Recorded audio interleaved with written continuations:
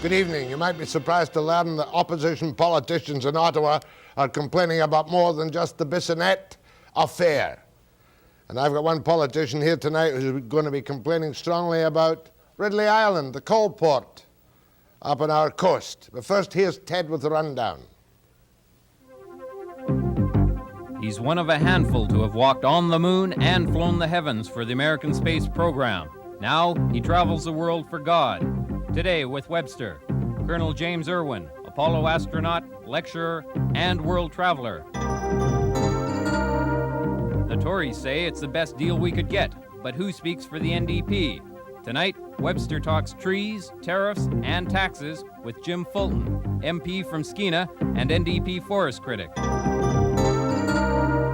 But first, Webster gives you a last look at the Sunflower Crisis Intervention Center before provincial funding runs out, and talks to homeowner Trula O'Hare on what she'll do now.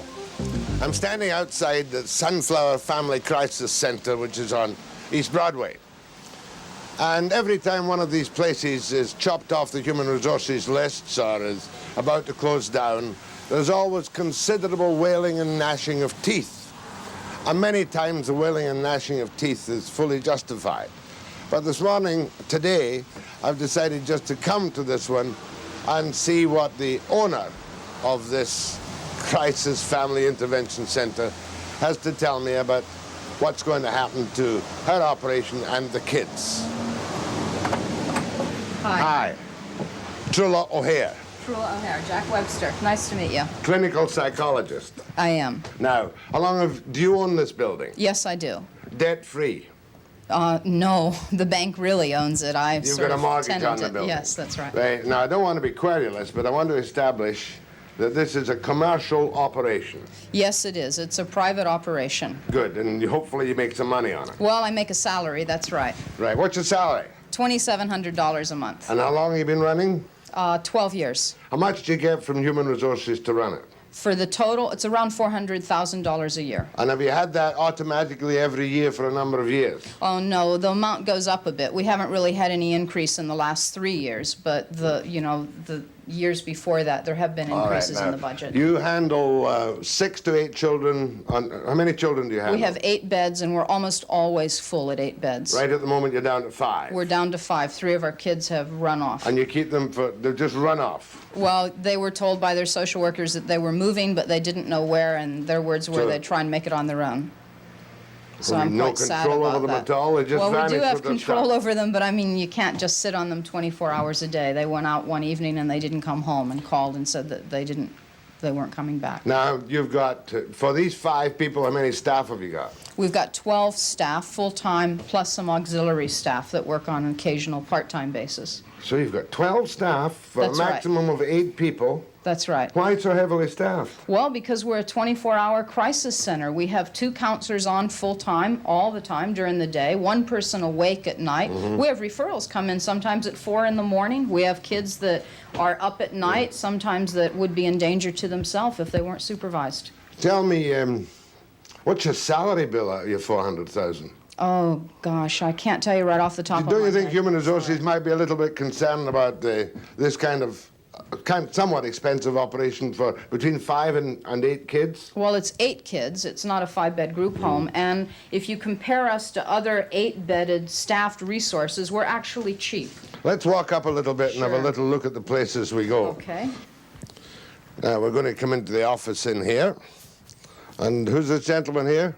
This is Myron Schempf, and he's the assistant director. Nice to meet you. And pretty well runs the day-to-day operations of the program. Nice to meet you. Now, is this the only one you've ever run for Human Resources, this place? No, we had several other group homes for street kids, and we had to close those a few years ago. Is that because the ministry was pulling back on its expenses and trying to cut corners a little bit? Yes, it is. But I'm told that you have refused, you will not bid on this new contract they're putting out. Instead of which we have big publicity, this is going to close down. Why won't you bid for it? Because what we're being told is different, I guess, than what you're hearing, Jack. We're being told that they're not putting it up for bid as it is, that they're going to a 5-bed group home, and I don't want to be a living group home In other parent. words, they want I think they want 2 units, one a 5-bed longer stay place, and one a 5-bed shorter stay place Well, I don't like know this. about the 2. I was just told that they were But going anyway, to you go for a wouldn't get- 5-bed group home with You wouldn't live-in get- house parents. You wouldn't get $400,000 a year for running a 5-bed group home, would you? No, they could probably run 2 5-bed group homes for what they pay for Sunflower. That's true. And I'm told they've got places for the children here to go. Is that what you're told? What we've been told to date is that the social workers don't know where the kids are going tomorrow for several of the kids that are here right now. Yeah, the one thing that strikes me, and I'm no flack for human resources, is that a staff of how many did you say? A staff of 12. 12 for 8 kids That's right. at But that's $400,000 a year. 24-hour awake 24 supervision. And who sends them to you? The police? Through Human Resources, occasionally they're police referred. More likely they're children that are brought here by social workers because there's been abuse in the family. They may be runaways. They may have come from hospital. Yeah, I know all the heartbreak stories, but I'm wondering if maybe human resources have a better plan than you have.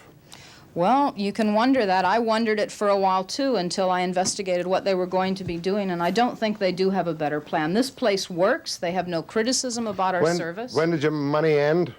On Saturday. Because you've just been extending it from time to time through the summer, have they not, through the winter? Usually what they do is they signed extensions in the summer, and by the time you negotiate a budget, it's in the fall. So you're being put out of business, and you say you being put out of business here will affect the quality of care of youngsters on the street. It absolutely will. They can just walk away if they want to from a place like this, can't they? You can't hold them. Well, we don't have physical security in the home as a place like YDC would, but we have 2 counselors on, and if we decide that somebody is suicidal and in need of supervision, they would have a 1-to-1 person with them all the time and wouldn't be allowed to leave. Is that why you have 12 people? That's right. We have 2 people on every day. Tell me who your staff are, what their qualifications The are. qualifications of the staff here are excellent. Some of the best people I've ever worked with. Our people range from bachelor's to master's level. One person has a PhD. They have up to 12 years of experience. They're an amazingly qualified group. And that's part of the reason for your 400. You've got to give them good money to keep them, I presume. Basically, that's right. But the biggest reason that we have 400,000 isn't the amount we pay them. These people are not highly paid. The reason for the 400,000 is we have to have so many of them, and the homes they want to replace us with, this is the important point, the homes they want to replace us with are house-parented with 2 people living with these kids. I'm well aware of how group homes operate. So you've got a native counselor, you've got yourself. That's correct. You've got Trula, you've got... We have 8 full-time counselors. What are they? What do they do? They work the shifts. They come in here and they work shifts during the day. They spend time with the kids. They may take the kids to school and stay there with them. They make sure the kids are following the rules. They make sure the kids are safe. Jack, that's the issue. They make sure the kids are safe. Trula, you're a clinical psychologist. That's You're correct. not working as a psychologist. as No, such. I'm not. And this is the only operation you're running at the moment. That's correct. And you don't make any money out of it, except Well, I don't your make- capital assets will go up a bit, Yeah, that's right. paying off the mortgage. Well, eventually. Okay, there's one young chap I want to have a word with. Excuse me. Now, I can't identify any youngsters staying here, so I'll just ask how old you are. I'm 16. How long have you lived here? About a week and a half. Where did you live before? All over the place. I wasn't under social service. I was just staying wherever I could. Why did you leave home? I was having difficult family problems, just not really getting along at home. School? You going to school? I'm going to school right now. You're going to go back to school. I am at school right now. And who sent you to this place? I went to MHR to try to get involved with something, a group home or as such, and they referred me here, and that's how I ended up here. Like it here? I enjoy myself here. Yes, I do. Okay, it's in the hands of human resources, so I suppose trying to pare their budget a bit, because I can see what they think. Massive staff for a short-term stay place. Well, you should have bid for something on it. It's not a question, though, Jack, of bidding for it. I can't seem to get you to understand that, but we're told that the money for this But budget I'm is told- sitting there in in this region, that she can use it as she chooses. It's not saving money. The money's there. And we were told by her that what they were going to replace us with, we probably wouldn't even be interested in bidding in. And we're not interested in a crisis shelter, two-parented group home. So you're going to close down on January 31st? We're going to be open next week. We're going to be here. We're hoping to get... Without money? Yes, we're hoping to get per diem referrals from social services, and it looks like within a couple of months, if we can stay alive, keep our license. This is a licensed facility. Many of the new ones aren't even city licensed. Do you lose your license when you lose your grant? No. No, we lose our license, though, if we don't stay open. We're hoping to keep it alive until we can get some alternative funding, Jack. Wouldn't it be better in a government-run place? I don't think, well, no. I think that the government was right a few years ago to privatize places. My thanks to Trula O'Hare of the Sunflower Crisis Emergency Service, Inc. Next, we're going to walk on the moon after the break.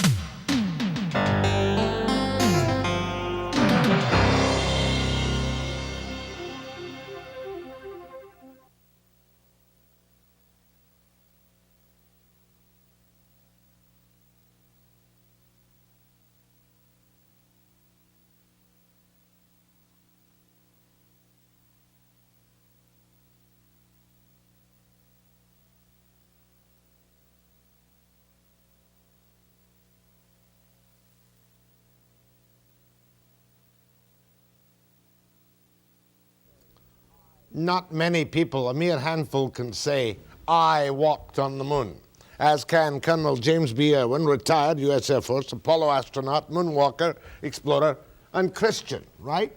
Yes, sir. Let's go back to just for my sake, to the day you walked on the moon. How long ago is that?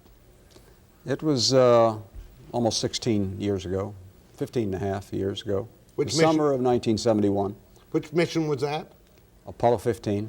And what did you do on the moon, said Webster, knowing in advance, but you tell me.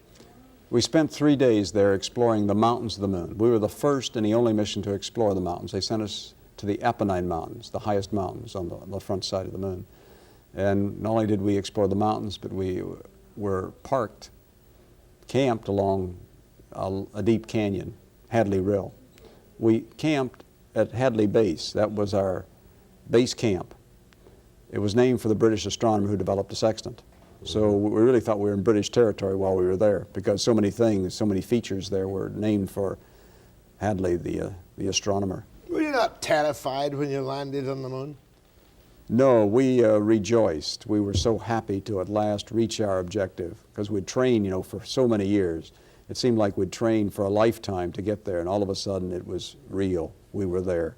We had arrived on the moon. Well, did that moon mission do any good? What did it tell mankind that mankind needed to know? I don't know whether he needed to know it, but we learned a lot. We brought back a wealth of new information about our nearest neighbor in space, to the point where we feel like we could go back again and visit and maybe establish a moon base on more permanent nature, and maybe use some of the resources of the moon for the benefit of those that might live on the moon, or maybe for those that might live in space someday. That would be a parking lot for traveling in space. It could be for further destinations in space. I hate to mention it, but we just went through a year's anniversary since the shuttle disaster, the Challenger. Yes. You obviously didn't face any disaster, but has that not lessened one's faith in space travel? Well, we've lost some confidence and certainly a lot of trust in equipment and people and their judgment. And so we have to somehow regain that trust that we once had. Because in getting ready for a flight, it's a gradual process of building up trust in equipment and people, trust in yourself, and really trust in God that He's going to make all this work to your success. Did you have an instant conversion to God because you went to the moon? No, it wasn't an instant Christianity, conversion. I should say. Or to Christianity. I made that decision I would be a Christian when I was a very young boy. And then I grew in knowledge of Christ, but I wasn't always faithful to Christ. But after the flight to the moon, I came back and I rededicated my life, and I said, Lord, I thank you for this experience. It wasn't the experience that I had always got the impression that you became an instant convert because you were on the moon. No, it didn't happen that way, not with me anyway. I mean, dreadful people like me want to ask you, did you see any flying saucers? And of course you didn't, right? But give me the piece of poetry which comes best to mind, reflecting your experience on the moon. The poem High Flight, you mean? Yes. In its entirety? I'll tell you when to stop. Oh, I have slipped the surly bonds of earth and danced to skies on laughter's silvered wings. Sunward I've climbed and joined the tumbling mirth of sun-split clouds and done 100 things you have not dreamed of. Wheeled and soared and swung, high in the sunlit silence. Hovering there, I've chased the shouting wind along and flung my eager craft through footless halls of air. Up the long, delirious, burning blue, I've topped the wind-swept heights with easy grace, where never lark or even eagle flew. And while with silent, lifting mind, I've trod the high, untrespassed sanctity of space, put out my hand and touched the face of God. Who wrote that? John Gillespie McGee, Jr. Was he a Canadian? He was actually an American, but he was serving in the Canadian Air Force at the time he was killed during the Battle of Britain, 1941. And now do you spend your entire time traveling for the Crusade for Christ? Or crusade similar to that? Well, I spend a lot of time with Campus Crusade for Christ. I formed a much smaller, a very small organization called High Flight Foundation, which allows me to share my story, to share the experience of going to the moon and sharing, how I came back with a renewed faith, a stronger faith. Down to earth again. Another thing that always intrigued me about you is that you believe that the Ark can still be found on Mount Ararat, which I believe is in Turkey. Yes, in eastern Turkey. It's right on the border with the Soviet Union and also Iran. You been there? Many times. How many? I've been there 6 times. I've led expeditions up on the mountain 5 different times. And I'm still searching. But that story broke a long, long while ago. Have you ever spoken or seen anyone who was actually there when it was allegedly found before? I have talked to 2 eyewitnesses that say they were taken to the Ark of Noah, one in 1943, another in 1973. And their stories correspond with one another. And I'm just hoping that I can somehow reach that destination, that mysterious object that they say is Noah's Ark. So it will be documented so the whole world will know. Is it true?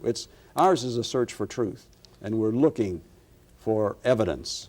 Of the Noah's Ark would be evidence of the biblical truth. Yes, What absolutely. level's it at? Well, we think it's at about 14 to 15,000 feet on the northeast side of Mount Ararat. You brought a little piece of rock with you, or what purported to be. What is it? This is an example.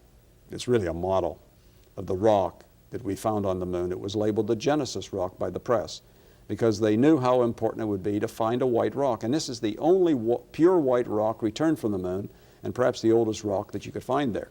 And we were just, it was a beautiful example of answer to prayer, guidance of God, because it was displayed to us in a very unique way. It was sitting on another rock, almost free from dust, and seemed to be saying, "Here am I, take me." So all we had to do was drive over to it, and we announced the world we found it. Give me something more earthly you brought for me, please. You brought something more earthly. Yes.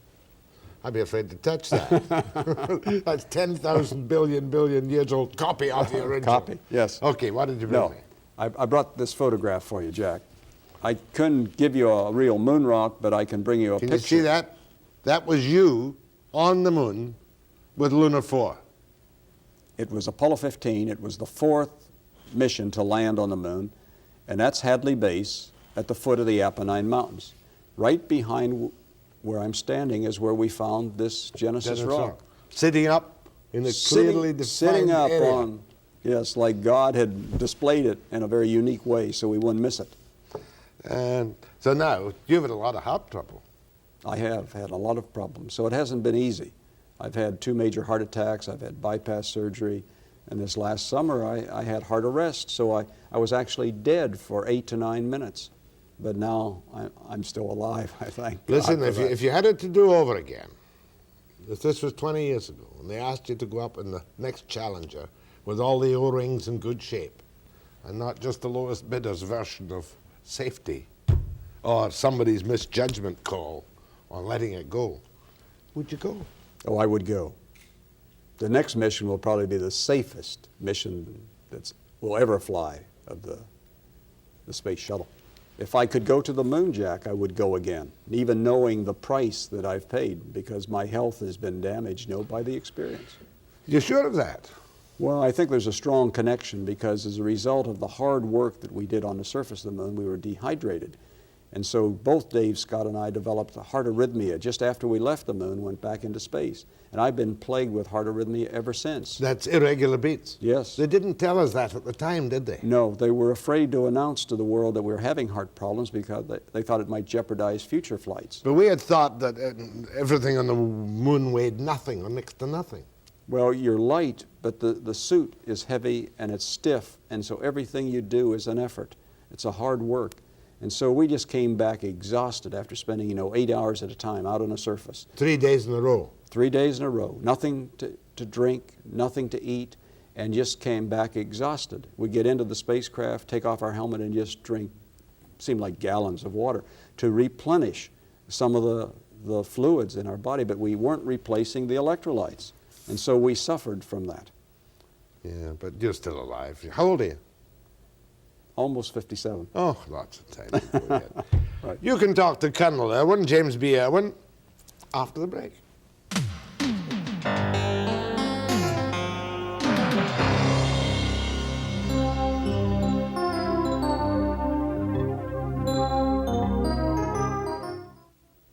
Heart to no heart. In the next couple of days, you've got 4 speaking dates.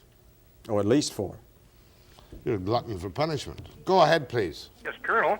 I was going to ask you about the extreme temperatures you have there. I remember reading about the if you're in the light of the sun, you're around 250 degrees. I think it's Fahrenheit above, and if you're in the shade, you're about 250 degrees Fahrenheit below. And how can you manage to even get into your spacecraft and get out of the sun and get in there with it swings in temperature? How can you survive? Well, you're quite right. During the heat of the day, when the sun is overhead, it would be about plus 250 Fahrenheit. And then when the sun goes down, the temperature would drop very quickly to about minus 250 Fahrenheit. But how do you manage what about your lunar module? Your lunar module. How did you handle the temperature swings? Well, fortunately, we were never there during the heat of the day, or certainly not at night. We land in the early morning hours of the moon day. When it was, we got out the first day, it was 130 degrees Fahrenheit. Gradually, the temperature increased, so the last day it was up to 180 degrees Fahrenheit. And so it was exhausting because of the great heat. And even though we had liquid-cooled underwear, it just didn't take out all the heat, and that's why we became dehydrated. And was the Apollo craft also, quote, air-conditioned, of course? Oh, yes, it's air-conditioned. But I should point out, on the moon, it's light for 14 days and it's dark for 14 days. Oh, I didn't know about that light and dark business. Thank you. Right. Go ahead, please. Yes, Colonel, this question may be a little off the subject, but I was wondering what your perceptions are on intelligent life and the rest of the universe. Ah, good question. Good question. Well, we didn't see any when we were out there. And I don't know whether there is any out there. I think the Earth might be the only place where intelligent life exists. That's my feeling, and I found some others that would confirm that. Yeah. Yeah, but with everything that's happened around the world, do you think it's all one big hoax, or none of it has really been true? He's talking about flying saucers. I know. Not so much just flying saucers, but just everything else in the universe. Well, the reports of perhaps visits by other life forms. I don't know. I haven't seen enough evidence myself to convince me that that is taking place. It would go against your religious beliefs, too, to believe that there was... Not necessarily. I mean, the Bible isn't that clear that there's no life out there. I mean, the Bible, I think, is God's word for people on the earth. Always intrigued by the chariots of fire. Was it Ezekiel? Yes. See? Yes. I've read the Bible on occasion. Good. Go ahead, please. Have all the other astronauts that have been on the moon, have they had health problems? I have been the only one to have serious heart problems. Dave Scott had heart irregularities, but when he came back from the moon, he quickly replaced the electrolytes, and he's not had any problems since then, to my knowledge. So I am the only one who's had serious health problems as a result of the flight. Is there any other bond between the astronauts you know related to their trip to the moon? Well, there's a strong emotional bond because we've experienced a unique. There are only, what, a dozen of you? Just a dozen who have touched the surface, walked on the surface or driven a little car. Go ahead, please. Yes, Colonel Irwin. I'm just curious that how long did it take them to find this problem with the electrolyte consumption, and why didn't they compensate for it in later flights? They did. They found it initially on our flight, Apollo 15, and the doctors knew when we got back into orbit that we were having heart problems. Another thing, experience with long durations in spaceflight, and more so probably with the Skylab missions. I heard there was some problem with calcium and bone structure that the astronauts were experiencing problems when they got back to Earth. Well, it doesn't take very long when you're exposed to a weightless environment for the calcium production to decrease dramatically. And so we suffered some calcium loss, and we were just gone for 12 days. So you can imagine the problem if you're up there for 3 months, or the Soviets now have had a man up there over a year. What type of long-lasting effects have they been finding this has been having on them? Are they permanently... I think we'll leave that. I think that the greatest problem is just radiation. Radiation. The Soviet cosmonaut who was up there has already received his life limit of radiation. So from the atmosphere? Well, from space. Yeah, that's what I mean, from space. Go ahead, please. Yeah, good evening. I recall seeing about 10 years ago a British documentary to the effect that they discovered life on Mars in, I guess it was 1962, and some astronaut supposedly being interviewed who was inebriated, saying that in fact the U.S. and the Soviet Union already have people on the moon, saying that some of these people... Sounds like the National Enquirer. No, it sounds like that German documentary about UFOs.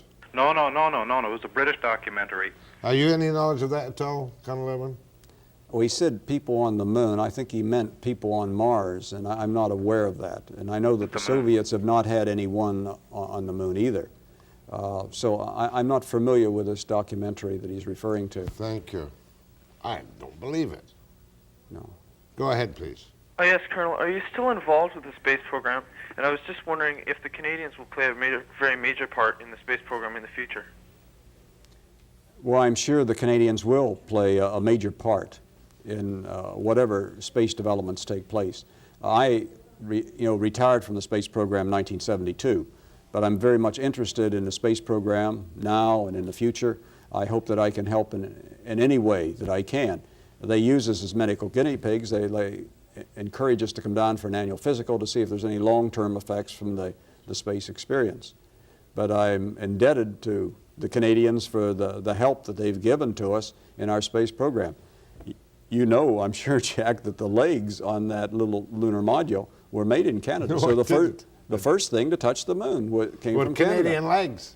Right. Go and ahead. feet. And feet. Go ahead, please. Yes, I was wondering if the Colonel has read the book The Right Stuff, and if he feels that it's indicative of the space program overall. Well, I thought the book that Tom Wolfe wrote, The Right Stuff, was accurate as far as I could tell. I thought the movie was very poor and gave the wrong picture. And so there's just a discrepancy between the book and the film. Well, I've heard comments, I'm not sure which astronaut said it, but I think it was Wally Schirra said it was more like cowboys and Indians go to the moon. Well, you're judging it now by the film. I would suggest you read the book. Good, thank you. 644 Victoria, is it? Go ahead, please. Hello, Jack. Yeah. I'd like to welcome that astronaut to Victoria, or to the BC. One thing, I saw a documentary several years ago about the Ark, and it was a very interesting program where it was building towards the climax that they went down to one of these space and, I should say, NORAD Air Defense Command Post, I think in Colorado, the one that's underneath the mountain there with all the devices, and they used a satellite to home in on Mount Ararat, and they had a little, in the corner of the screen there was a little spectral analysis thing that showed what kind of materials they're looking for, and they kept blowing up the photograph, and there was a very large piece of dark material, oblong shape, sticking into the, I believe it was a glacier. Okay, let's try that on the Colonel. Well, I'll have to check on that photograph because my office is very close to the facility there. You would have known about that. That would have come to your attention at the time, surely. I'm always looking for that type of information that would give us, pinpoint the location of the Ark. We think we know where the Ark's located. It's just been difficult to get there because of the various problems that come up. Right. Go ahead, please. Hello, I was wondering if you had any knowledge of the British space shuttle that they're working on. I also hear the Russians are working on. What if, Of the which? of the space shuttle. They have their own version. The British version is called the Hotel. I've heard of a Soviet version. I don't know what it's going to be called. I was wondering if you knew of what. I didn't know the British were going into space shuttles. I wasn't aware of that either, but I'm familiar with it. The Soviets are designing a space shuttle that looks very, very much like ours. But they've always been well up with the United States, if not on some occasions ahead, when you go back to Sputnik. Oh yes, absolutely. In some areas where they're well ahead of us, particularly in long manned flights. Go ahead, please. Hello, Colonel Irwin. Yes. I'd just like to say, is this Colonel Irwin? Yes, yes. Praise God for his willing spirit. Thank you. Bless Thank you. you. Last call from Trail, BC. Hi, Jack. Hi. I'm a primary school teacher, and I have a question that the kids always ask. Right. How do the astronauts go to the bathroom in the space shuttle and when they're on the moon, etc.? They want to know that. That's why I wrote a book. You wrote a book. What was the name of your book? To Rule the Night. And in that book, it goes into great detail on how we take care of those little problems. To rule tonight. To rule the night. Oh, to rule the night. You'll have to borrow the book from the library, teacher. Thank you very much. Thank you very much. And thank you very much, Colonel. Enjoyed it immensely. Thank you, Jim. Back to old clothes and porridge and an MP from up north, Skeena, after the break.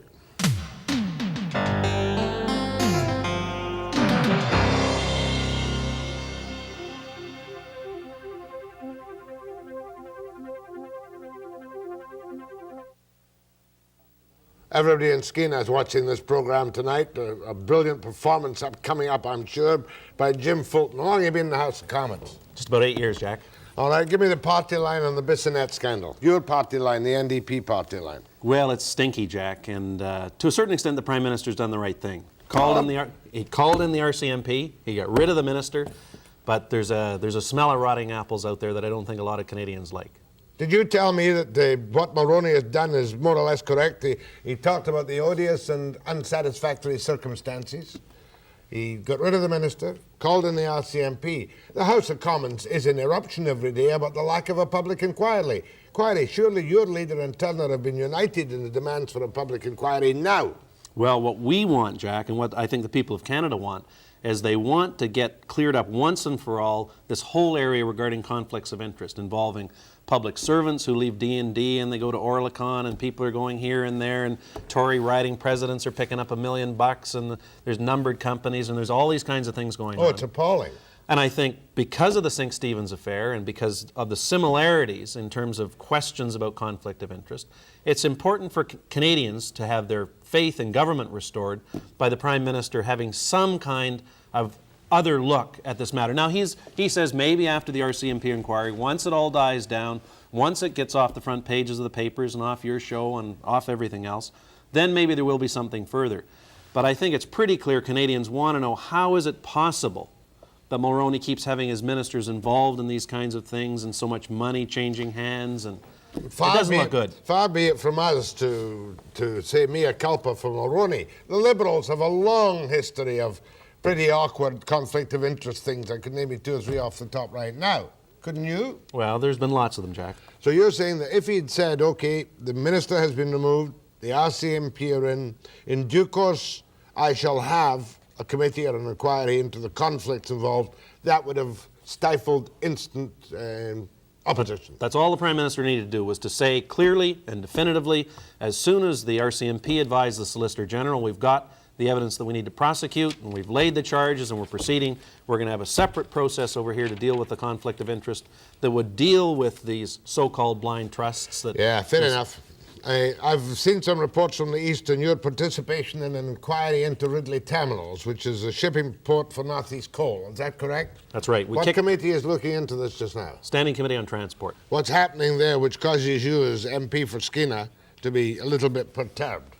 Well, Jack, the coal, as you know, started moving January of 1984, 2 years ago. But back in 81, the time frame started getting pretty tight. So what the Liberals did is they brought in FedNav, a consortium out of Montreal. They'd done some pre-engineering work. The time deadlines were getting pretty close, and the shippers didn't want Gulf and Minolta and Esso involved because they were potentially competitive coal shippers. So they stuck with FedNav, but FedNav, the Liberals allowed this little clause to go into the contract in Prince Rupert that gives them 20% after tax compounding. And so what that means, they put in 10% of the money. They put in $23 million. You and I and everybody here in BC and across the country put in 90% of the money. We put in about almost $240 million. They will get 70% of the revenue coming back on the dividends. They put in 10% of the money, and they get 70% of the revenue. And it's growing at an escalating rate. Right now, we could buy them out for $50 million. In 1990, it's going to cost $106 million. In the year 2000, it's going to cost $1 billion. So we launched this inquiry last week. Just stop there for the moment. They put up 10% of the money to build the coal port, the loading facility. Is that correct? That's right. The stacker reclaimers and the actual facility. And because their services were needed badly in emergency by the Liberals, they gave them a deal where they'd make 20% on their investment? 20% after tax. On their investment? On their investment, compounding. So it's growing at an exponential rate right now. It started at 23 million a couple of years ago. Now it's 50. 4 years from now, 106. The year 2000, it'll be $1 billion. And the inquiry is into this provision in the contract, or is it merely into Ridley Terminals? Well, we're looking at the contract mostly. We started with 3 witnesses. The former president, Jacques Auger. He was the president of Canada Ports. He went to Lavalin Corporation. Brian Mulroney appointed Denny de Belval from Montreal, who was the president of Lavalin. He's now the head of the Canada Ports Corporation. So we had Mr. de Belval, Ron Huntington from here in BC, former Tory MP from Capilano. He's now the chairman of the Canada Ports Corporation. And he's really hot. He gave us some pretty hungry evidence before the committee that the federal government should move now. He has done everything he can do as the chairman of the board to get that deal, to get FedNav bought out of it or pushed out of it or whatever, to get them out of the way, so we don't end up in a situation where all of the future revenue of that port ends up going to FedNav when they really are a minority shareholder. Who owns FedNav? FedNav's owned by a reclusive, I think he's a billionaire, but he might just be a millionaire, named Laddie Pathy. He lives in Montreal. We're having him as a witness next week. We're having Bruce Garvey. He's the chief executive officer who operates the coal terminal at Prince Rupert. And guess where he lives, Jack? Don't know. Walnut Creek, California. So he's running Prince Rupert from Walnut Creek, California. So we'll have him in. And then we found when Mr. de Belval, Brian Mulroney's great pal, was before the committee last Thursday, we took 6 hours of evidence from him last Thursday, he gave some pretty questionable evidence. And we're going to get some documents in the next few days. We're going to have some lawyers in, and we're going to go over that evidence again, and there may be some real sparks flying over this Rupert deal in a few days. Your basic complaint, supported by Huntington, I gather, that's right. I should interview him about it, is that FedNav got 2, while the Liberals needed them desperately and brought them in to complete the port for some reason, they were running behind schedule, they got too sweet a deal for too long, which is going to cost us $1 billion if we don't buy it out under the terms of the contract till the year 2000. That's right. We've got to buy it. Which is only 13 years away. That's right. We've got to get them out of the position that they're in the deal. There's no shotgun clause. We can't get them out. They have a veto over development proposals at the port. So if we want to bring Clapan coal or if we want to bring other kinds of coal through that port, they have potential veto powers. And as Mr. Auger pointed out in a letter that he sent on into the Minister of Transport's office, there is now an incentive to FedNav to dispute decisions. Because, of course, if they start disputing decisions, then Ottawa will say, well, look, we've got to buy them out now, and it's going to cost us here in BC a couple of $100 million if we don't move. Hasn't had much coverage, this story, has it? I've just seen the one story on the wire, as far as I recall. Well, it's one of those things that puzzle me, Jack. It's been front page in Ontario in some of the papers, like the Ottawa paper, but there hasn't been too much coverage out here, and I'm not sure why. Oh, probably in Rupert there'd be good coverage. Oh, good coverage in Prince Rupert. Oh, what can I ask you to embarrass you about? Oh, yes, you're totally against the 15% solution, although it was the best solution this country could get, talking about the tax we're collecting, of which $400 million will come back to BC, right? Well, there's Here are you in logging territory, taking a gamble. You'd have gone for 33% on the Counterville. No. Let me deal with the argument that the Tories are trying to peddle here in BC and in other areas of the country.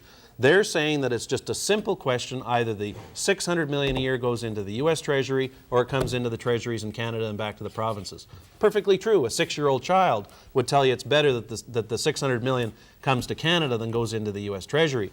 What I'm saying, I've been going to Washington, to meetings in the United States, meetings here, meetings with members of the Congress and the Senate. We had a window where we could have won this thing.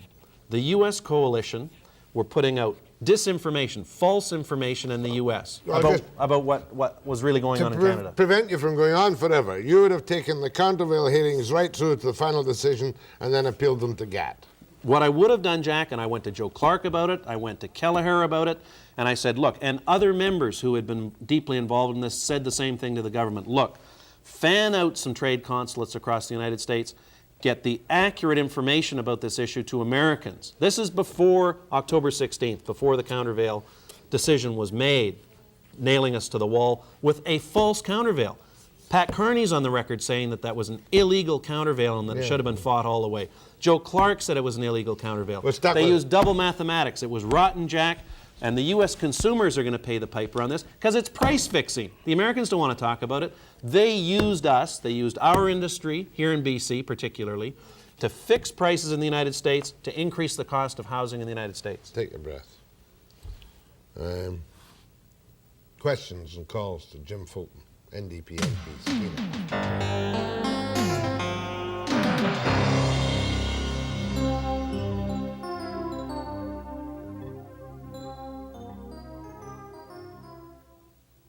I know you don't really care, but I had Kempf on last night telling me they're not going to log Windy Bay on Lyle Island. So there. Well, Jack, they've got 5 cutting permits that they say they're going to go, well, Cabinet apparently are going to look at those They're not going to log the ecological preserve, they say. I don't know about the precise boundaries. Well, they're going to log half of Windy Bay as you see it on the map. Well, I've been there. Have you been there? I've been there, Jack. As a matter of fact, I have something for you. What have you got for me? Now, Jack, this isn't from the moon. This isn't a moon rock, and it's not going to give you any sudden revelations. But this is from the Queen Charlottes, Jack. A lot of people wonder how old do the trees really grow on the Queen Charlottes? Now, there's a little piece of a yellow cedar that was cut on the Charlottes last year. 1,116 years old, a dendrochronologist, a guy who reads trees. You've got to be joking. 1,116 There are 1,116 annual growth rings on this. And that would be out of about a 4-foot tree. 2016 from 1987. 870 BC. No, 80, sorry, Jack. The man from the moon got me confused on AD and BC. Well, what brought this on? Well, actually, somebody dropped it off in my office in Ottawa recently who's been doing a study of the age of trees in BC and thought that I would be interested in that. And you're giving it to me? I'm giving it to you, Jack, so that you know that there are, in fact, trees that old on the Queen Charlottes. Does that qualify me in the conflict of interest or patronage or a breach of the Constitution Act? No, Jack, you're lucky I brought it, though, because the security in Ottawa didn't want to let me on the plane with it last night because they said it was too big. A club? Well, no. they thought I might take a plane away with it. I hate to be nice to you, Jimmy, but thank you very much indeed. That's a great thing for show and tell at school, isn't it? That's right. If you're careful with it. Well, this is my idea. A picture from the astronaut and a 1,000-year-old piece of wood from Jim Fulton. And we don't always get on that well. Go ahead, please. From Hazelton. Oh, wrong one. Go ahead from Hazelton. Hazelton, and I ask you if you were able to, I just wonder what action you've taken for the Canadian Association for Equal Rights regarding less pendants. And my second question is, do you support our need for counsel as the local lawyers tell us we need? What's the issue? Sounds like Harry Cummins.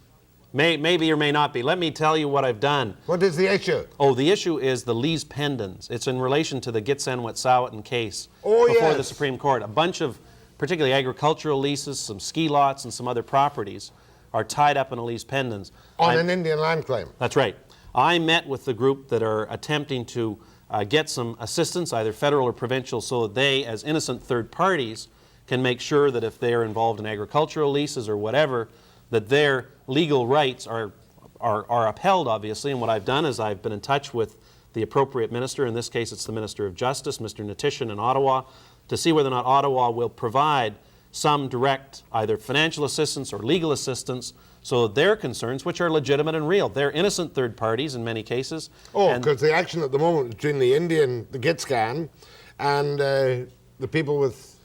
Well, the case right now is between the federal and provincial Crown, Victoria and Ottawa, and the Gitxsan-Wet'suwet'en Tribal Council. That trial begins quite soon, actually, and there in are people with property on which there is a lis pendens placed with the authority of the court, and as of this moment, they probably can't afford to be represented in court. That's right, and as they've formed a group in the Greater Hazelton area, I met with them, and I think as innocent third party, they're not getting a hearing from Victoria, and they're not getting a hearing from Ottawa. They should have some assistance, so they as a group know what their rights are and what they should be doing. Because Indian bands are given money for legal protection, right?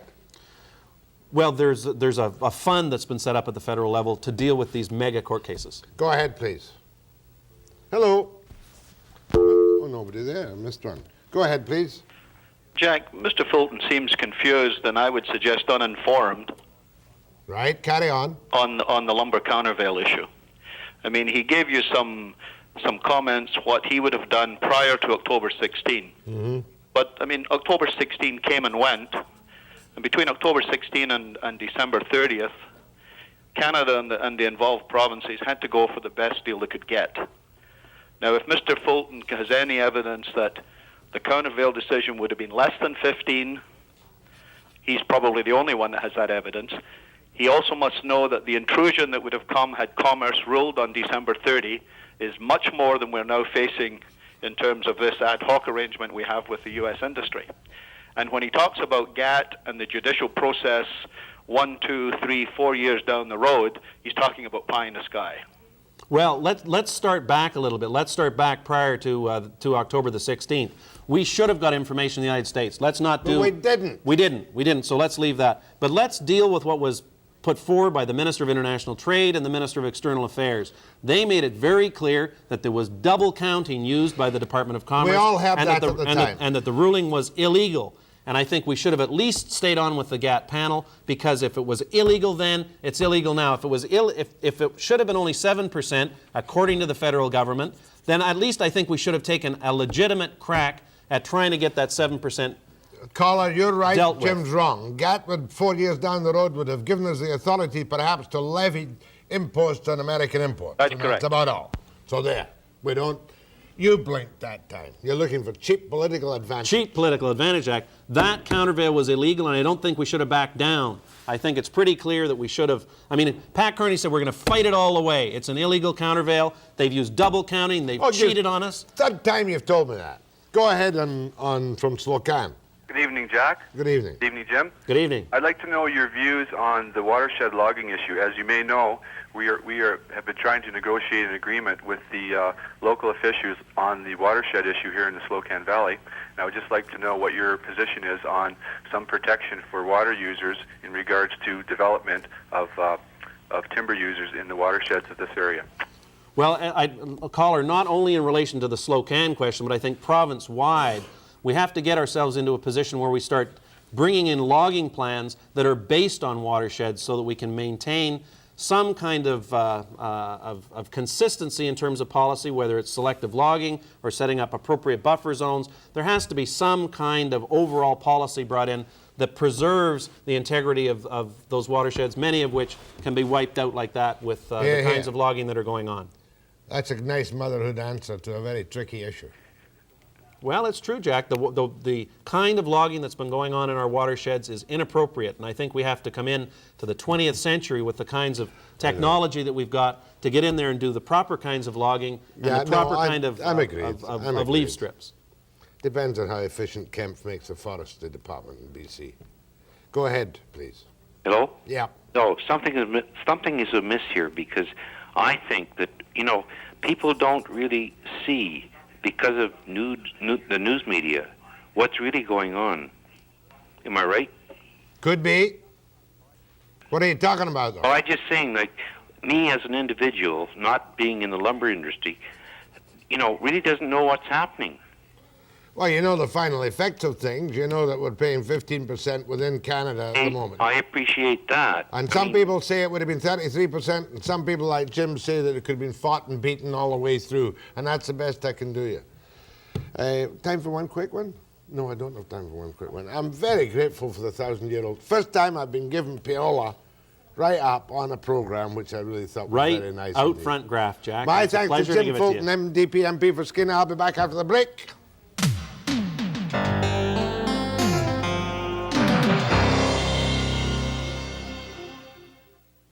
Tomorrow is the big day of the Bank of BC shareholders and the takeover by Hong Kong Bank. Also Gordon Campbell, the Mayor of Vancouver. And I must be able to say once on television, combined ages of the two of us, 1,085 years. I'll be back tomorrow, 5 p.m. precisely. Stay tuned for 2.